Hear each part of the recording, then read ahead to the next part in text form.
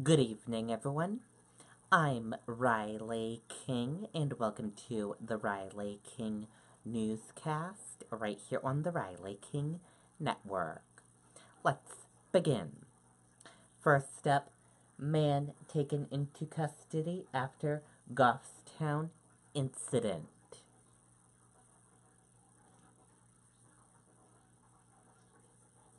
Let's take a look at the raw video of the scene.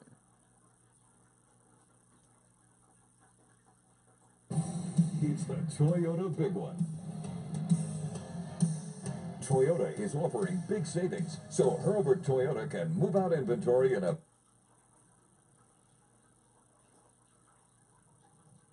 And this is raw video of the scene when this incident happened.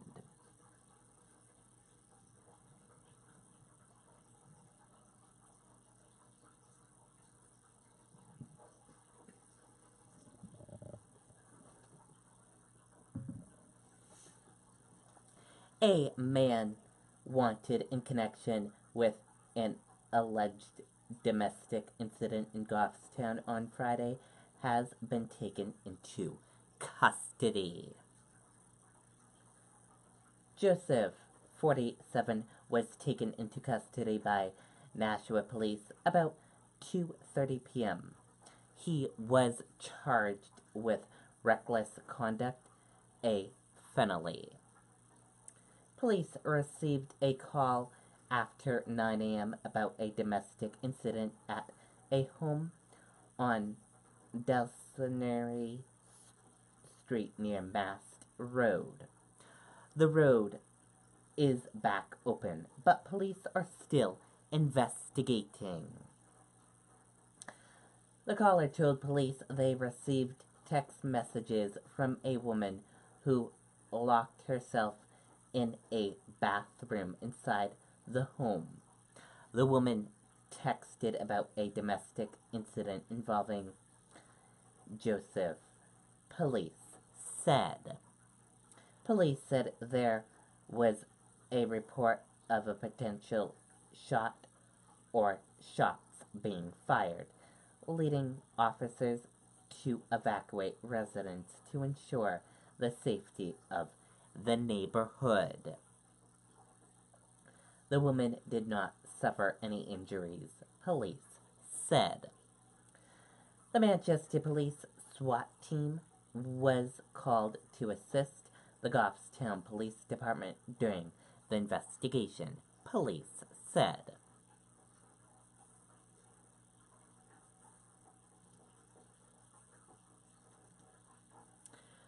Shoplifters drag wig shop manager down street as he tries to stop theft. Let's take a listen to this video from WCVB Boston.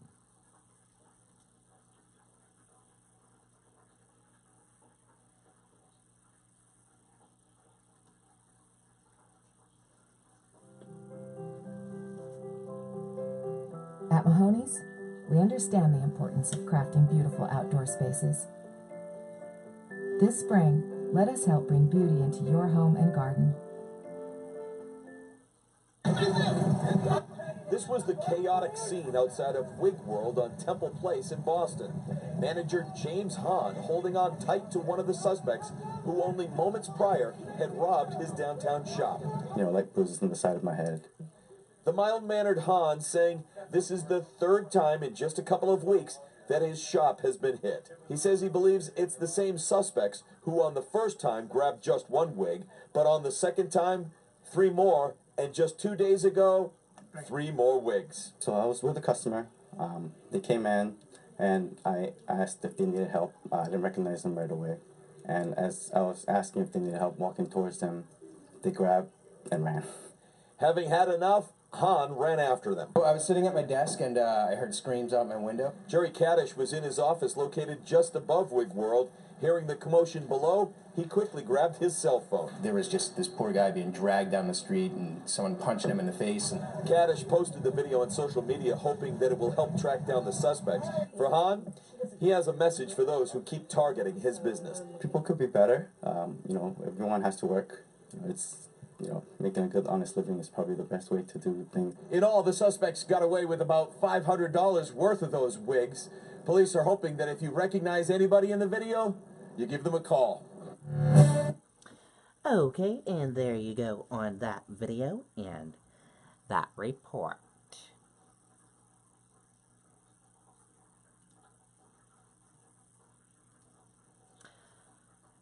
Thousands pay final respect Friday to former First Lady Barbara Bush. Let's take a listen to the video from WMTW News 8 Maine.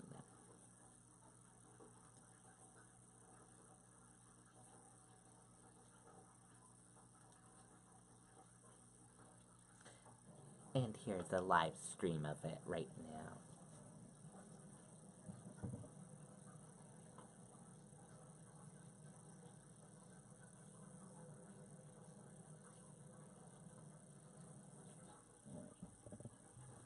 And that is a live stream of the people paying respect to former First Lady Barbara Bush.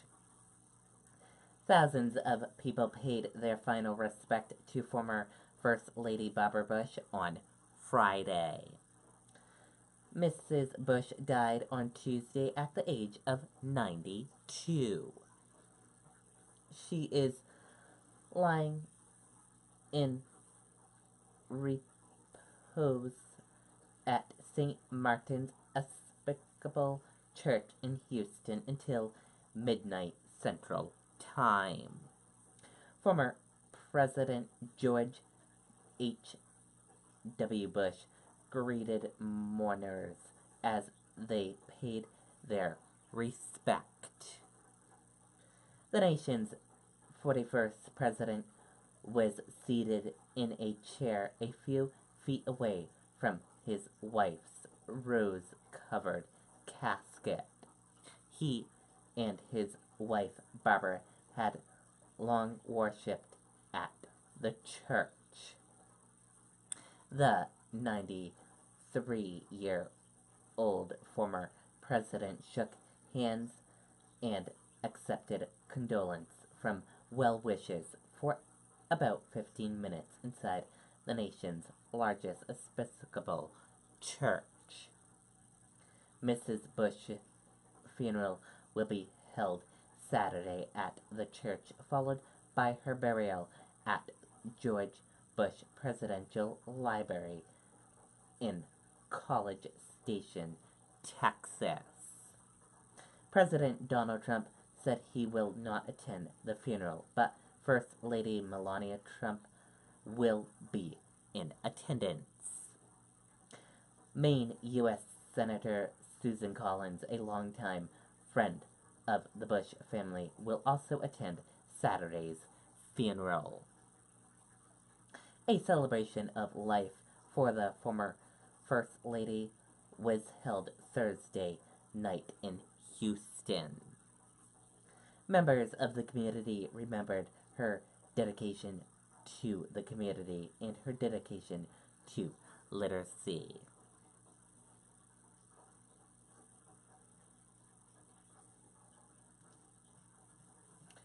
And now let's take a look at your U.S. stock market and see how your U.S. stock market closed for this Friday evening.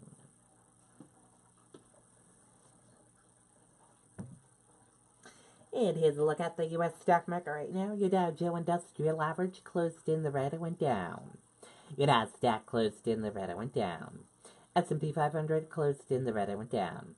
CNBC IQ 100 closed in the red and went down. Gold closed in the red and went down. Oil closed in the red and went down. US 10-year closed in the green and went up. Euro/USD closed in the red and went down. And VIX closed in the green and went up.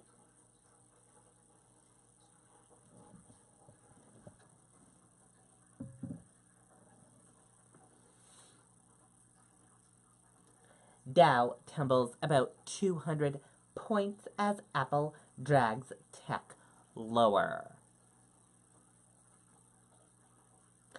Stocks dropped on Friday as a decline in Apple pushed the technology sector lower. A rise in interest rates also kept a lid on equalities.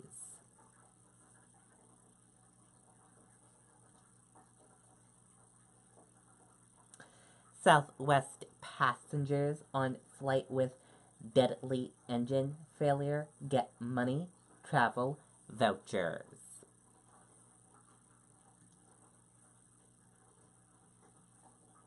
Let's take a listen to the video from ABC News.